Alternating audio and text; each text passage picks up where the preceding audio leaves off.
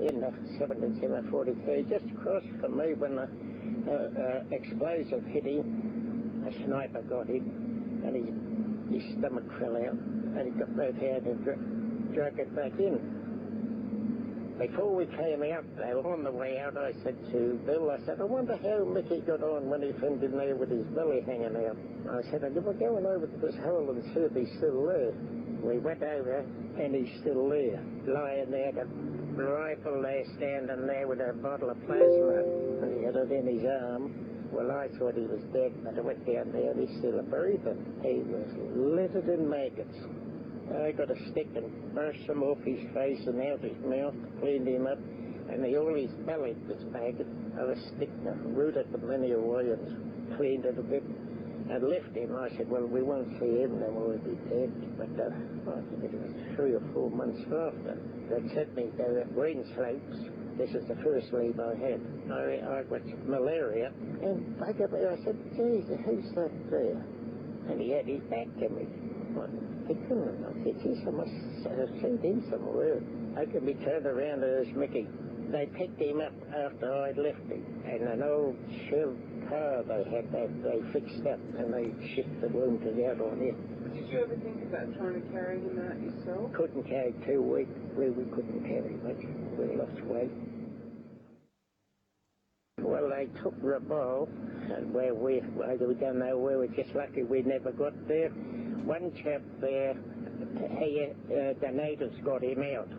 And I think it was a week or a bit more before they got him to Port Moresby. And he had 14 bayonet stabs in him. He said that they tied him to the coconut trees and used them all for bayonet practice. He lasted a couple of days and he died of gangrene and all that. So that was when he was a prisoner of war that they were doing that? No prisoners of war up there. They didn't keep them. We didn't keep any prisoners of war either. Why is that, Charlie? Well, the way they treated the women and all that is a disgrace.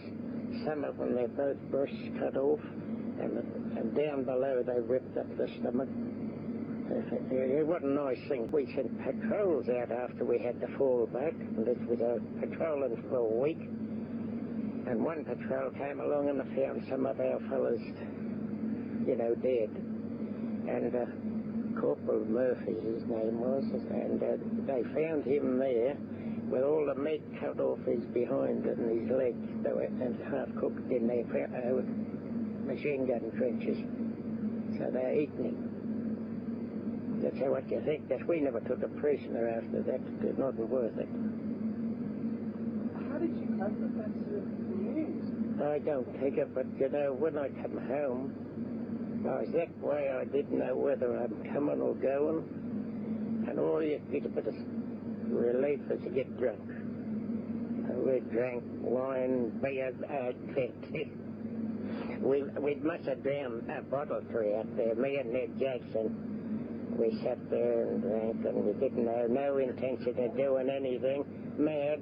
I nearly killed my old girl there one night. I dreamed about the Japs and that fighting, and she woke me in time. I had the pillar over her head. It didn't have that. Punched the walls, my arms was tired. I don't know how she put up with me. But she's a little Briton, I'll tell you that. I wouldn't trade her for a million Japs. We walked across the island, and then they picked us up and brought us home. And give us a week's leave, and then we were to go back and take Rabaul. Well, in that week, I don't know, I got drunk and said my old shookhead, and on the way back, coming into Brisbane, and I thought, oh, good God, what's all this noise? And I wondered, and the next minute my sister came in and swung me around and said, go, and kicked me in the head. And I said, what's going on? He said, peace is signed. I could have fell through that bloody platform. What my play is, I said, I'm getting sick of going over there, and I'll end up not coming back in the end. Now, Betty, how did you and Charlie meet? Oh, well, it's a long story. We married after the war. But did you know each other before the war? We did. What was it like for you after the war when Charlie came back? Very hard, because we had no money. We We worked hard together, and all we could do was cart wood. Took a wood business on. So him and I went out with axes. We had no chainsaws those days. We went out and cut a half a load each. I'd load it all on the truck myself. We'd come home, we'd unload it, and then I'd carry every log up to the saw. Being 50 years in the RSL, Yeah. that's me discharge. Yeah. Another one over there with Heat and Thank this for serving Australia. I got 3 things out of the war, those 3 pieces of paper. Never got any money in other. Did you get the choice of a suit or a saddle at the end? Yeah, well, when we come home throughout all the towns around Roma, they got a couple of £100 for serving, you know, after the war. We came home, and we put 5 years in the war, and we come home and they never ever said thank you. Give us nothing. That's how me and Mum, we took to the axe. That's the only work we knew. And fencing, ringbark, and whatever we could get.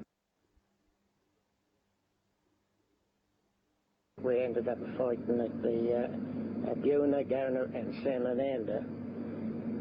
That's where we got massacred there, where the Yanks, they couldn't take it. They had, thousands of blokes there, and they were littered everywhere, all gone. They sent us in on the 7th of December 42 into And.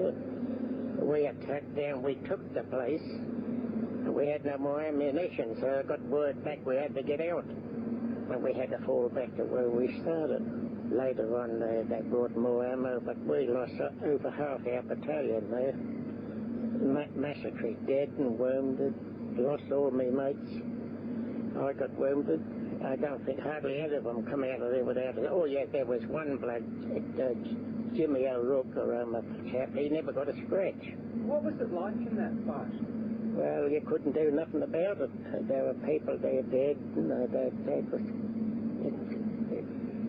you couldn't realise it, and you sort of that days too, and you couldn't get over it properly. And when we went into And, never forget that day. That's the only ones I ever thought. 7 of 11:42. Why is that really stick out in your mind? Well, that's when I lost all my mates. You wouldn't believe it, but I hardly had a mate left after the battle there. They were dead everywhere. You wouldn't credit till you went in there and seen it. And when you're fighting, you get and realise it. I've been and I've lied beside dead bodies. Night time I'd sleep with my head on his belly and he's dead. And they feel him puffing up. When they get a certain size, they bust. And then when you look again, they're flat as a board, black stain. There. Terrible it was. Oh. I still see it, to tell you the truth. Yeah, I can't shake it off me. If I get down in the dumps a bit and that night some nights I go to bed a bit worried or something. I dream of me mates, and I'm talking to them. While I'm dreaming and talking of that, I swear they were alive, you know. Everything was just natural, and yet they died years ago. And I'm talking to them and telling them to watch the flank at the other side, make sure that gun's ready over there, and all that, and they're all telling me to shut up and all that. And we have a conversation and all. That's honest. You might think I'm mad, but it's true. I still talk to them, yeah.